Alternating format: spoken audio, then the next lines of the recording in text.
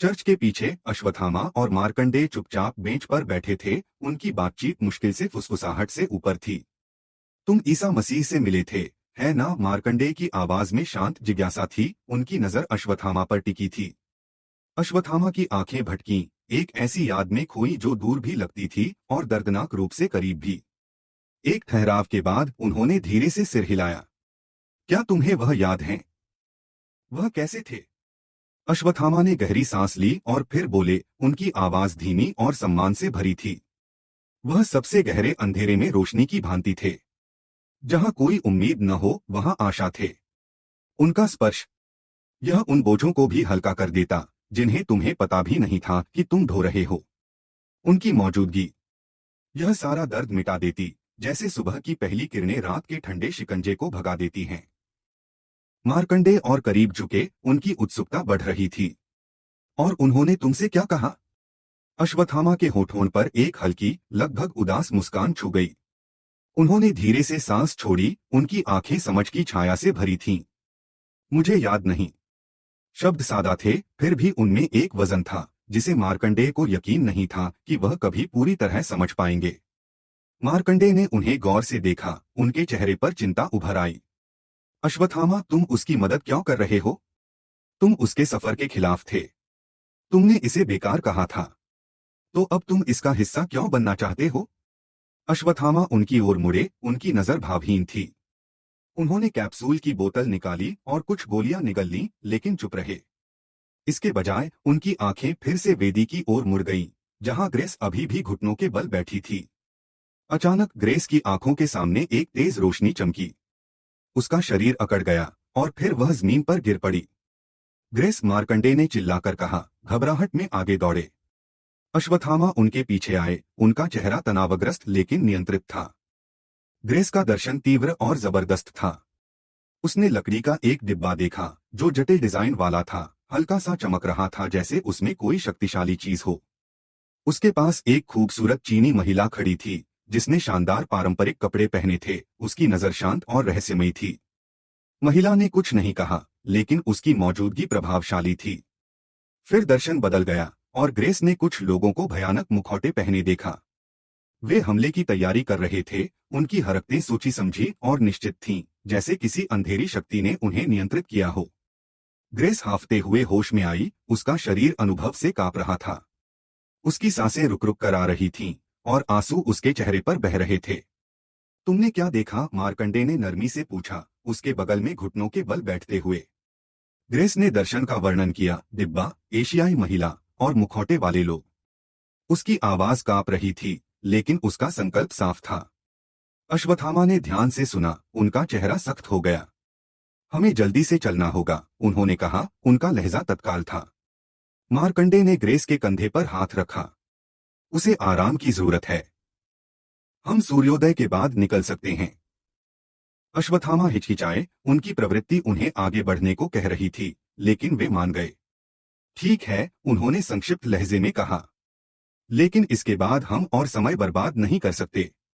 जैसे ही तीनों असहज खामोशी में डूब गए, चर्च की टिमटिमाती मोमबत्तियां उनकी नाजुक उम्मीद को प्रतिबिंबित करती दिखीं, मंद लेकिन मजबूत, उनके चारों ओर के भारी अंधेरे के खिलाफ जलती हुई।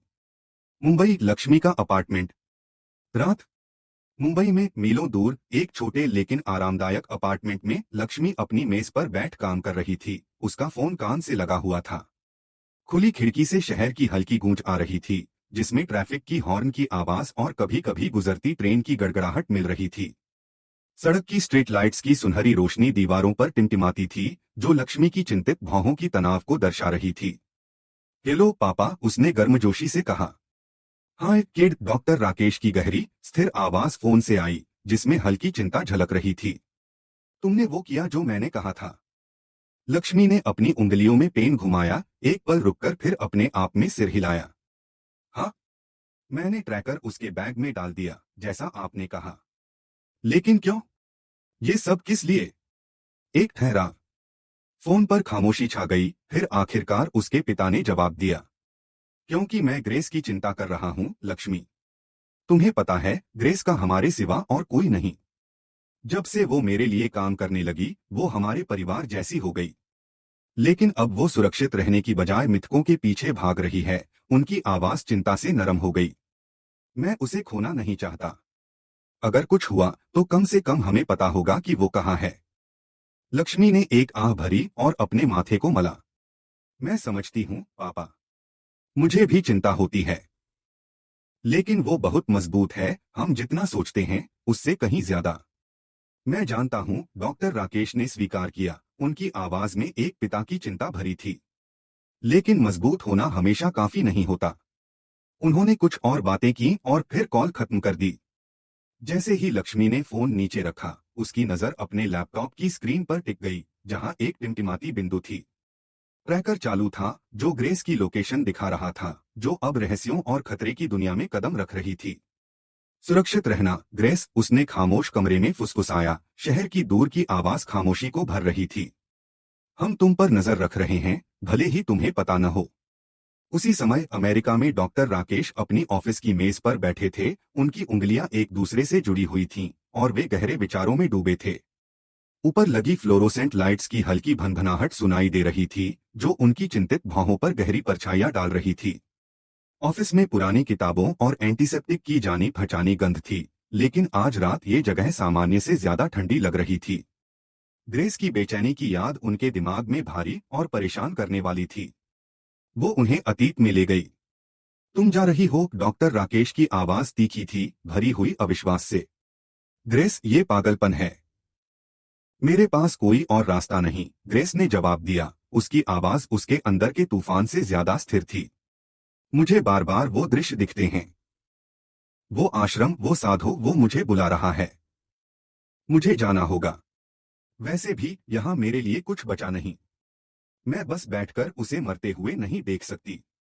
ग्रेस, तुम मानसिक और भावनात्मक रूप से थक चुकी हो, उन्होंने कहा। उनकी आवाज चिंता और अविश्वास के बीच कांप रही थी। तुम सो नहीं रही, खा नहीं रही। तुम्हारा दिमाग तनाव में ये भ्रम देख रहा है। वो आगे झुके, उनके चेहरे पर बेचैनी साफ दिख रही थी, उनकी भौहें गुस्से से सिकुड़ गई थीं। तुम एक वैज्ञानिक हो, उन्होंने जोर देकर कहा, लगभग विनती करते हुए। तुम्हें पता है कि लोक कथाओं के पीछे भागना ठीक नहीं। संजीवनी, एक मिथक की जादुई जड़ी बूटी, ये असल में नहीं होती। शायद नहीं होती, ग्रेस ने तुरंत जवाब दिया। उसकी आंखें दृढ़ संकल्प से चमक रही थीं। लेकिन अगर लाखों में एक भी मौका है कि ये सच है, तो मुझे कोशिश करनी होगी। अगर मैंने कोशिश नहीं की, तो मैं खुद को कभी माफ नहीं कर पाऊंगी। डॉक्टर राकेश ने अपना चेहरा मला। उनकी थकान की रेखाएं और गहरी हो गईं। लंबे समय तक वो खामोश रहे। फिर उन्होंने आह भरी। तुम ये करोगी, चाहे मैं कुछ भी कहूं? हाँ। उन्होंने सिर हिलाया। उनके होठों के कोने पर एक छोटी कटु मुस्कान उभरी। तुम जिद्दी हो, बहुत ज्यादा। उनकी आंखें नरम पड़ी। मैं तुम्हारी माँ का ख्याल रखूंगा। मैं सुनिश्चित करूंगा कि वो आराम से रहे, वो रुके। और अगर कुछ बदलेगा, तो मैं तुम्हें फोन करूंगा। शुक्रिया। उसकी आवाज टूट गई, लेकिन उसने उनकी नजरों का सामना किया। ग्रेस, मेरी बेटी लक्ष्मी तुम्हें मुंबई हवाई अड्डे से ले लेगी। मैं उससे बात करूंगा। तुम उसके अपार्टमेंट में रह सकती हो और वहां से अपनी खोज शुरू कर सकती हो। उन्होंने हाथ बढ़ाकर उसके कंधे को हल्के से दबाया। सावधान रहना ग्रेस, भारत बहुत बड़ी जगह है। उसने सिर हिलाया। कुछ घंटों बाद सिर्फ एक छोटा सूटकेस और उम्मीद से भरा दिल लेकर ग्रेस ने भारत के लिए विमान में चढ़ाई की। वो एक फुसफुसाहट का पीछा कर रही थी, अंधेरे में रोशनी की एक हल्की सी चमक। और वो तब तक नहीं रुकेगी जब तक उसे अपनी मंजिल न मिल जाए। वर्तमान में डॉक्टर राकेश अपनी कुर्सी पर बैठे थे। उनकी नजर दीवार पर लगी तस्वीर पर टिकी थी। उनके विचार अतीत और वर्तमान के बीच डोल रहे थे। जिम्मेदारी का बोझ उनके कंधों पर भारी था। ऑफिस की घड़ी की हल्की भनभनाहट खामोशी को भर रही थी, हर टिक टिक समय के बीतने की याद दिला रही थी। यहाँ चेन्नई के एक आलिशान ऑफिस में डेस्क लैंप की मंद रोशनी ने लंबी परछाइयां डाली। कांच की खिड़कियों के बाहर शहर की हल्की भनभनाहट सन्नाटे को भर रही थी, जिसे बीच बीच में मास्टर के मोटे फाइलों के ढेर को पलटने की हल्की सरसराहट तोड़ रही थी। हवा में महंगे लेदर और पुरानी व्हिस्की की गंध थी, जो इस कमरे में मौजूद ताकत की याद दिला रही थी। अचानक उनके फोन की भनभनाहट ने खामोशी को तोड़ दिया। बिना हिचकिचाए मास्टर फोन उठाया। हाँ रेबेका। बोलो, क्या तुमने उसे ढूंढ लिया? रेबेका की आवाज साफ और सटीक थी। हाँ मास्टर, हमारी मीटिंग कल सुबह के लिए तय हो गई है। मास्टर ने एक भौं उठाई, अपनी कुर्सी पर पीछे झुकते हुए। सुबह? रेबेका हिचकिचाई। क्या आप चाहते हैं कि मैं इसे पहले कर दूं? मास्टर के चेहरे पर धीरे धीरे मुस्कान फैल गई। रेबेका, मैं सुबह तक वहां पहुंच जाऊंगा। समझ गई मास्टर। एक छोटा सा ठहराव हुआ, फिर रेबेका ने अपना लहजा बदला। मास्टर, मैंने यह भी सुना कि उन्होंने मेंटेन गैंग को खत्म करने का कॉन्ट्रैक्ट लिया है। मास्टर के उंगलियां उनके चमकदार लकड़ी के डेस्क पर थपथपाईं। हम? स्थानीय गैंग? हाँ, लेकिन बहुत ताकतवर। उनका लीडर रिजा राजनीतिक रसूख रखता है। उनके पास आधुनिक हथियार हैं और गोला बारूद की कभी न खत्म होने वाली सप्लाई है। मास्टर ने नाक से सांस छोड़ी, सोचते हुए। समझा? वे कब हरकत में आ रहे हैं? आज रात। मास्टर के होठों से गहरी गूंजती हंसी निकली। हाँ हाँ, या तो कल हम उनके साथ सौदा करेंगे या फिर उनके अंतिम संस्कार में शामिल होंगे। यह कहकर उन्होंने कॉल खत्म कर दी। उनके चेहरे पर एक मुस्कान बनी रही जब वे अपनी फाइलों की ओर लौटे। हवा में प्रत्याशा की चिंगारी चटक रही थी। चेन्नई शहर से मिलो दूर इंडोनेशिया के शहर जकार्ता में छिपी नजरों से दूर मेंटेन गैंग का कुख्यात अवैध कैसीनो खड़ा था। 2 मंजिला इमारत ऊर्जा से धड़क रही थी। चमकती रोशनी, जुआरियों की लगातार बातचीत और मखमली मेजों पर पासों की लयबद्ध खटखटाहट। हवा में धुआं और महंगे शराब की गंध भरी थी, जो खूबसूरत कपड़ों में सजी महिलाएं ला रही थीं, जो भीड़ में घूमते हुए बड़े दाव लगाने वालों को ड्रिंक दे रही थीं। काले सूट में सशस्त्र लोग रणनीतिक स्थानों पर खड़े थे। उनकी तेज नजरें कमरे में किसी भी परेशानी की तलाश में थीं। ऊपर कैमरे हर हरकत को रिकॉर्ड कर रहे थे, यह सुनिश्चित करते हुए कि कोई भी घर को धोखा देने की हिम्मत न करे। इस अराजकता के ऊपर कैसीनो फ्लोर को देखते हुए एक शानदार निजी कमरे में गैंग का लीडर रिजा एक महोगनी डेस्क के पीछे बैठा था, नकदी के ढेर गिन रहा था। उसकी उंगलियां तेजी से चल रही थीं। मंद रोशनी वाले कमरे में बिलों की हल्की सरसराहट ही एकमात्र आवाज थी। फिर सब कुछ रुक गया। रोशनी बुझ गई।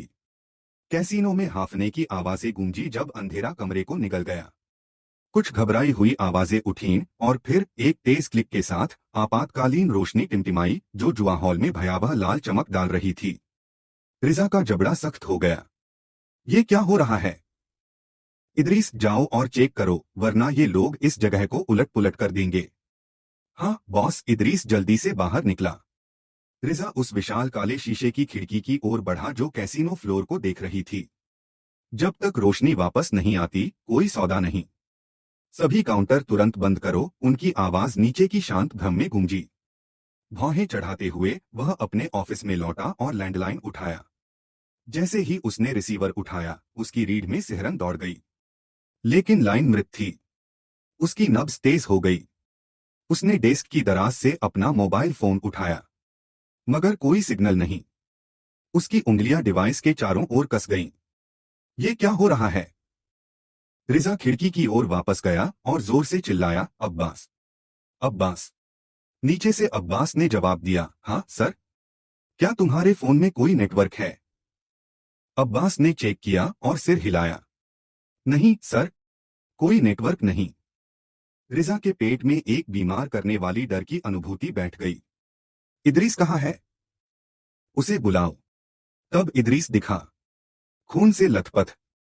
उसके कदम धीमे थे, उसका शरीर टूटी तारों वाली कठपुतली की तरह डगमगा रहा था। पूरा कैसीनो आतंक में उसे देख रहा था जब वह आगे बढ़ा, आंखें खाली, होंठ खुले हुए, जैसे कुछ कहने की कोशिश कर रहा हो। फिर बिना किसी चेतावनी के वह कमरे के बीचों बीच गिर पड़ा। ये देख वहां हड़कंप मच गया। लोग चिल्लाए, कुर्सियां उलट गईं, और कुछ ने भागने से पहले जितना नकद हो सके लूट रहे थे। रिजा के आदमियों ने उन्हें पकड़ा। वे व्यवस्था बहाल करने की कोशिश कर रहे थे, लेकिन अराजकता तेजी से फैल रही थी। फिर एक एक करके आपातकालीन रोशनी टूटने लगी। पहले एक तेज टूटने की आवाज, फिर दूसरी। हर टक्कर ने कमरे को और गहरे अंधेरे में डुबो दिया। परछाइयां फैल गईं और अंतरिक्ष को निगल गईं, जिससे अंदर फंसे लोगों की डरी हुई फुसफुसाहट बढ़ने लगी। लोग भागने की कोशिश कर रहे थे, लेकिन रिजा के आदमियों ने उन्हें रोक रहे थे, बढ़ती उन्माद पर नियंत्रण करने की कोशिश कर रहे थे। फिर अब्बास ने हवा में गोली चलाई। सब लोग जमीन पर लेट जाओ। अभी रिजा ने गरजते हुए कहा।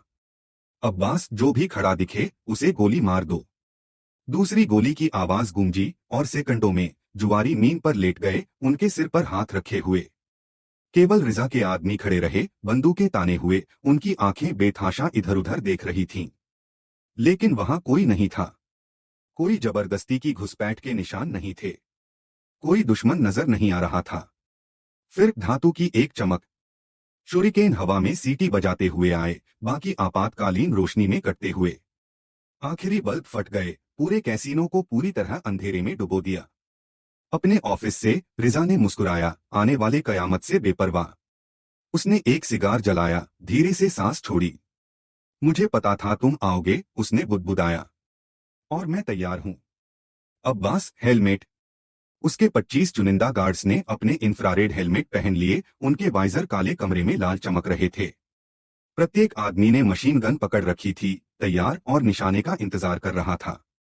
फिर ऊपर से शूरिकेन की बारिश शुरू हो गई। रिजा के आदमियों ने झटका खाया, लेकिन वे नहीं देख पाए कि हमला कहां से आ रहा था। चारों ओर गोलियां चलने लगीं, दीवारों और मेजों से टकराकर उछल रही थीं। हवा गोलियों की तेज आवाज, डरे हुए नागरिकों की चीखों और फर्नीचर की अराजक टक्कर से भर गई। ऑफिस के बाहर नरसंहार शुरू हो गया।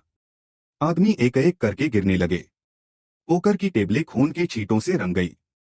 गार्ड्स अंधेरे में अंधाधुंध गोली चला रहे थे। उनकी इंफ्रारेड दृष्टि उस अनदेखी शक्ति के खिलाफ बेकार थी जो उन्हें अंधेरे में चुन रही थी। अराजकता जारी रही, फिर अचानक सन्नाटा। न फुसफुसाहट, न कोई कदम। बस तूफान के बाद युद्ध के मैदान की भयावह शांति। रिजा अपने ऑफिस में जमा खड़ा था, उसकी बंदूक पर पकड़ और सख्त हो गई। उसकी सांसें उथली थीं, माथे पर पसीने की बूंदें लुढ़क रही थीं। खिड़कियां और दरवाजे बुलेट प्रूफ हैं, उसने खुद से बुदबुदाया। वे तोड़ नहीं सकते। वे नहीं कर सकते। वह इंतजार करता रहा। लेकिन कुछ नहीं हुआ। मिनट बीत गए। फिर भी खामोशी कायम रही। रिजा ने तेजी से सांस छोड़ी, अपने दिल की धड़कन को धीमा करने की कोशिश की। उसने अपनी जेब में हाथ डाला, एक सिगरेट निकाली। लाइटर की चटक ही उस दमघोंटू सन्नाटे में एकमात्र आवाज थी। एक लौ भड़की। फिर रिजा के पीछे से एक परछाई उभरी।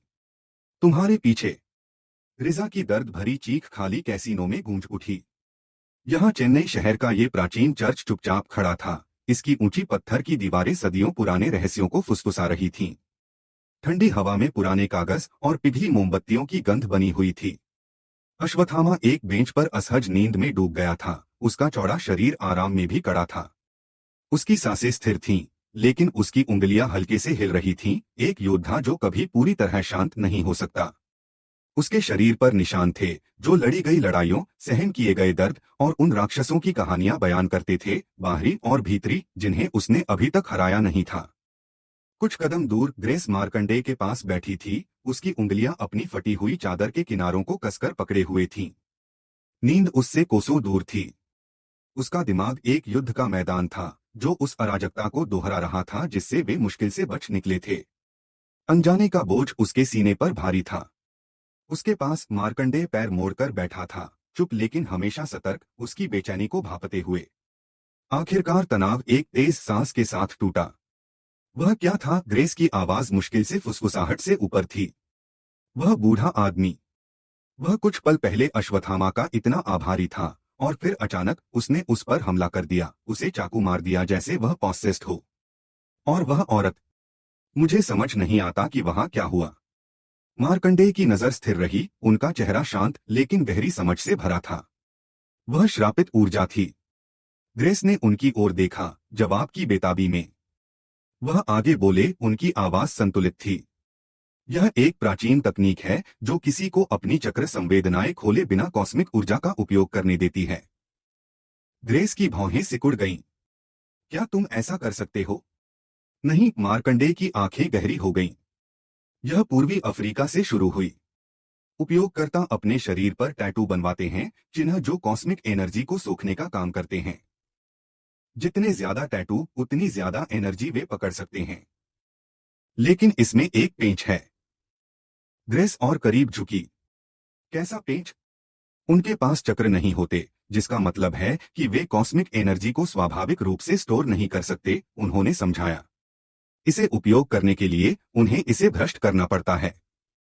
उनकी नजर और गहरी हो गई। उनके टैटू कॉस्मिक एनर्जी को कर्स्ड एनर्जी में बदलने का काम करते हैं। लेकिन कच्ची कर्स्ड एनर्जी अस्थिर होती है, खतरनाक भी, यहां तक कि उनके लिए भी। उन्होंने अपने हाथ से इशारा किया, जैसे हवा में अनदेखे पैटर्न खींच रहे हों। यहीं पर ऊर्जा चक्र या कहे एनर्जी व्हील आता है। एक मैकेनिकल डिवाइस। यह प्रवाह को नियंत्रित करता है और उपभोक्ता श्रापित ऊर्जा को सहज तरीके से इस्तेमाल कर सकता है। सैकड़ों वर्ष पहले मैंने इसे इस्तेमाल होते देखा था। मैंने इस पर स्टडी भी की, लेकिन मैंने कभी श्रापित ऊर्जा को इतने बड़े पैमाने पर इस्तेमाल होते नहीं देखा था। ये मुमकिन नहीं है। ग्रेस की रीढ़ में ठंडक दौड़ गई। तो उन्हें एक भी चक्र खोलने के लिए सालों की ट्रेनिंग, अनुशासन या धैर्य की जरूरत नहीं। मार्कंडेय ने सिर हिलाया। बिल्कुल नहीं। लेकिन कीमत भारी है। कैसी कीमत? उनकी आवाज गंभीर हो गई। यह उन्हें नष्ट कर देता है। भ्रष्टाचार उनकी आत्मा में जहर भर देता है। उनका दिमाग खराब हो जाता है। उनका शरीर समय के साथ कमजोर हो जाता है। यह शक्ति उन्हें खा जाती है। ग्रेस की सांस अटक गई। फिर भी वे इसका इस्तेमाल करते हैं। अगर किसी को शक्ति की लत लग जाए तो वो कभी उससे दूर नहीं रह सकता। मार्कंडेय की नजर दूर हो गई। और एक बार कोई एनर्जी व्हील को छू ले, उनके लिए कोई मुक्ति नहीं है। उनके बीच भारी खामोशी छा गई। उसने जो भयावहता देखी थी, वह उसके दिमाग में फिर से चली। अंधेरा, बेवजह की क्रूरता, आत्मा का बेकार नुकसान। कोई मुक्ति नहीं। उसके हाथ मुट्ठियों में कस गए। उसकी सांसें उथली हो गईं। क्या यही उन लोगों की नियति थी जो बहुत दूर भटक गए, जो संतुलन के बजाय शक्ति को चुनते थे, जो निषिद्ध को छूते थे और अपनी आत्मा की कीमत चुकाते थे? उसके पास मार्कंडेय स्थिर रहे, उसे उनके शब्दों के वजन को आत्मसात करने का समय दे रहे थे। बाहर हवा प्राचीन दीवारों की दरारों से सनसनाती हुई चली, रंगीन कांच को खड़खड़ाती हुई। आकाश अंधेरा हो गया था। तूफानी बादल ऊपर मंडरा रहे थे, एक शगुन की तरह। न सिर्फ इन चर्च की दीवारों के बाहर, बल्कि उनकी आत्माओं के भीतर भी तूफान आ रहा था। दुनिया के दूसरी ओर सूरज बस उगना शुरू हुआ था जब मास्टर जकार्ता हवाई अड्डे पर पहुंचे। उनके तेज साफ मुंडे चेहरे पर लंबी उड़ान के बावजूद थकान का कोई निशान नहीं था। हवाई अड्डे के बाहर हलचल भरा शहर सुबह के इस शुरुआती समय में भी जीवंत लग रहा था। उनके इंतजार में एक लंबी महिला खड़ी थी, जिसने साफ सुथरा सूट और स्कर्ट पहना था। उसके काले बाल सलीके से बंधे थे और उसकी नीली आंखें तेज और सतर्क थीं, जो आसपास की हर चीज को गौर से देख रही थीं। वह आगे बढ़ी जब मास्टर उनके पास आए। रेबेका, मास्टर ने संक्षिप्त अभिवादन किया। सब कुछ तैयार है? हाँ, रेबेका ने पेशेवर लहजे में जवाब दिया। वे कॉन्ट्रैक्ट पर काम करते हैं। मैंने नकदी और व्यवस्था को आपके निर्देशों के अनुसार तैयार किया है। मास्टर ने सिर हिलाया, उनकी आंखें सिकुड़ गईं जैसे वह उनके शब्दों का वजन कर रहे हों। अच्छा, हम कहाँ जा रहे हैं? रेबेका ने इंतजार कर रही कार की ओर इशारा किया। जकार्ता के बाहरी इलाके में एक छोटा रेस्तरां। मीटिंग सुबह 10 बजे तय है। बढ़िया, मास्टर ने कहा और कार की ओर बढ़े। अंदर बैठने से पहले उन्होंने उसकी ओर देखा और कहा, इस बार तुम लीड करो, रेबेका। रेबेका ने पलक झपकाई, वह हैरान थी। सचमुच? हाँ, उन्होंने जवाब दिया। उनके होठों पर हल्की, सोची समझी मुस्कान उभरी।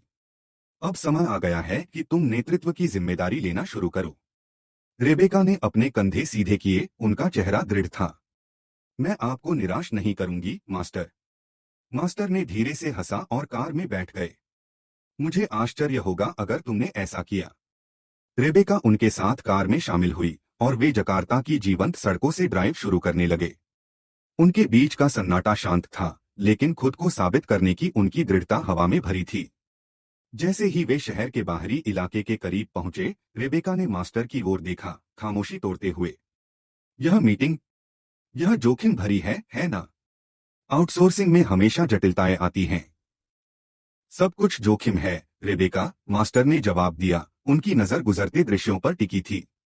लेकिन सोची समझी जोखिमें लड़ाइयां जीतने के लिए जरूरी हैं। रेबेका ने सिर हिलाया, उनके हाथों में पकड़ी फाइलों पर उनकी पकड़ और सख्त हो गई। उनकी आंखों में चिंता और महत्वाकांक्षा का मिश्रण था। मास्टर ने अपना सिर हल्का सा घुमाया, रेबेका को अपने आंख के कोने से देखते हुए कहा, बस ये याद रखो कि बिना तैयारी का आत्मविश्वास लापरवाही है, और बिना आत्मविश्वास की तैयारी हिचकिचाहट है। मैं डिलीवर करूंगी, रेबेका ने दृढ़ता से कहा। मुझे पता है तुम करोगी, उन्होंने कहा, अपनी सीट पर पीछे झुकते हुए। देखते हैं तुम इसे कैसे हैंडल करती हो। कार जागते हुए शहर में सरकती रही, सूर्योदय की सुनहरी किरणें जकार्ता की स्काईलाइन पर टूट रही थीं। दोनों शख्सियतें सतह पर शांत, आगे की चुनौतियों के लिए तैयार थीं, क्योंकि वे उस रेस्तरां की ओर बढ़ रहे थे जहां उनकी योजनाएं सामने आएंगी। यहाँ चेन्नई में सूरज ने अभी अभी अपनी धीमी चढ़ाई शुरू की थी, आकाश को नारंगी और बैंगनी रंगों में रंगते हुए। शहर एक पल के लिए शांत लग रहा था, एक भ्रामक शांति जो सामने आने वाली अराजकता को छुपा रही थी। ग्रेस, मार्कंडेय और अश्वत्थामा पुराने चर्च से बाहर निकले, उनके कदम पत्थरों से बने रास्ते पर गूंज रहे थे। डैनियल, तुम्हारी इस मदद के लिए धन्यवाद, ग्रेस ने धीरे से कहा। उसकी आंखें चर्च के दरवाजे की ओर एक आखिरी बार सांत्वना की तलाश में मुड़ी। उसने गहरी सांस छोड़ी। मैंने बदलाव कर दिए। वीजा आगमन पर मिलेगा, उसने मार्कंडेय की ओर हल्की, थकी हुई मुस्कान के साथ देखते हुए कहा। मार्कंडेय ने उसकी मुस्कान लौटाई, उनकी नजर में शांत प्रशंसा थी। अच्छा, उन्होंने कहा, हमें चेन्नई से जल्द निकलना चाहिए। फिर उनकी आंखें उस फोन बूथ की ओर गईं, जहां से ग्रेस अभी अभी निकली थी। लेकिन तुम पब्लिक फोन क्यों इस्तेमाल कर रही हो? तुम्हारे पास मोबाइल है ना? ग्रेस ने जवाब देने से पहले हिचकिचाया। मैंने इसे बंद कर दिया, उसने स्वीकार किया, उसकी आवाज मुश्किल से फुसफुसाहट से ऊपर थी। मैं नहीं चाहती कि कोई जाने मैं कहाँ हूँ। अपार्टमेंट बिल्डिंग में जो हुआ, उसके बाद। उसके शब्द लड़खड़ा गए, उसका संयम मुश्किल से टिका हुआ था। अश्वत्थामा पास में खड़ा था, उसका चेहरा भावहीन था क्योंकि वह चुपचाप उसे देख रहा था। मार्कंडेय ने आह भरी। लेकिन तुम्हारी माँ अस्पताल में है, ग्रेस, उनकी आवाज नरम लेकिन दृढ़ थी। सिर्फ इसलिए कि तुम्हें पीछा किए जाने का शक है, बाहरी दुनिया से खुद को काट लेना मदद नहीं करेगा। फोन के बिना भी किसी को ट्रैक करने के अनगिनत तरीके हैं। वह रुके, अपने शब्दों को सावधानी से चुनते हुए। अगर तुम्हारी माँ को तुम्हारी जरूरत पड़ी तो क्या तुम सचमुच अनुपलब्ध रहना चाहोगी? ग्रेस ने अपनी नजर नीचे की। मुझे नहीं पता, उसने अनिश्चितता भरे लहजे में स्वीकार किया। मैं बस नहीं चाहती कि चीजें और बिगड़े। मैं नहीं चाहती कि मेरी वजह से कोई और मरे। उसके शब्दों का वजन उनके बीच भारी लटक गया। अश्वत्थामा ने कुछ नहीं कहा। उसने बस अपनी जेब से एक छोटी कैप्सूल बोतल निकाली, ढक्कन खोला और बिना किसी भाव के एक गोली निगल ली। मार्कंडेय ने ग्रेस की ओर फिर से मुड़ा। क्या तुम ठीक हो पाओगी? ग्रेस ने एक स्थिर सांस ली। मैंने डॉक्टर राकेश को ईमेल किया है। अगर कोई इमरजेंसी हुई तो वह मुझसे संपर्क करेंगे। मार्कंडेय ने स्वीकृति में सिर हिलाया। ठीक है, फिर हम अब निकलते हैं। अश्वत्थामा ने चुपचाप सिर हिलाया। बिना एक और शब्द के वे हवाई अड्डे की ओर मुड़े। उन्होंने एक हरे भरे बगीचे से शॉर्टकट लिया। सुबह की शुरुआती ओस उनके जल्दबाजी भरे कदमों के नीचे घास से चिपकी हुई थी। हवा ठंडी थी और बगीचे की शांति ने उनके तनाव को एक पल के लिए हल्का किया। लेकिन जैसे ही वे बगीचे से गुजरे, एक आकृति छाया से निकली, उनके रास्ते को रोकते हुए।